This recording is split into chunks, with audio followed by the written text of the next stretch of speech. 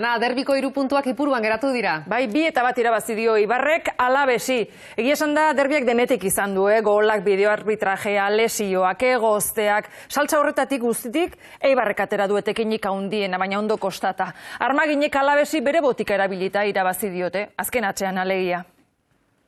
Hobeto ekin dio partiduari Alabesek 15. segundurako Borja Bastonek izan du lehendabizikoa. Berehala huts eta batekoa Jonik ateratako falta, Manu Garziak orraztu eta ate barrura. Hasiera batean Borja Bastonen jokoz kanpoko adierazi du Iglesias Villanueva jaunak, baina barra konsultatu ostean ontzat eman du gola. Gol horrek egoera ezin hobean jarri dio Alabesi partidua, baina Eibar suspertzeko ere balio izan du. 23. minutuan Ruben Duartek Jordani eginiko falta areaz kanpo izan dela erabaki du epaileak barra konsultatu ondoren. Hori bai, txartel gorria erakutsi dio Alabesekoari, azken jokalaria zelako. Falta jaurtiketan, atearen gurutzetara bidali du baloia Fabian Orellanak. Eibarrek bere arean sartu du Alabes eta beste bi bider bidali du baloia Zutoinera. Hutseta batekoarekin joan dira aldageletara bitaldeak. Jarraipenean berdinketaren bila atera dira etxekoak, 71. barrak jokaldi aztertu ostean Iglesias Villanuevak txartel gorria erakutsi dio De Blasisi bigara hiri atzetik eginiko sarrera itxusiagatik. Eta hain zuzen ere bat gutxiagorekin lortu du Eibarrek 1-1.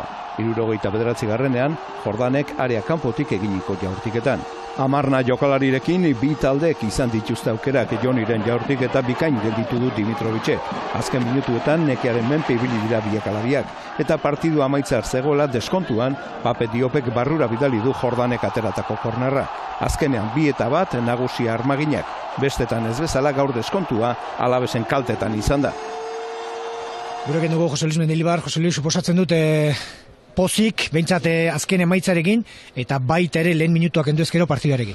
Bai, da ez, baina pena bada, azkenien lehenengo 5 minutu gola sartu daben arte, eurek urten dabel partidura oso bizirik, ja lehenengo jugadan aukera klaru bat eioskue, ja gero bigarrenin gola sartu oskue, eta kostabiako asko zabaltzie, kompetitzie, ez? Eta, bueno, azkenengo momentuen suerte okiogu, ez? Ero asmatu eiogu, korner baten, kostau etxaku, baina betxo, 3 puntu etxien geratu die, eta, bueno, posik egoteko moduen.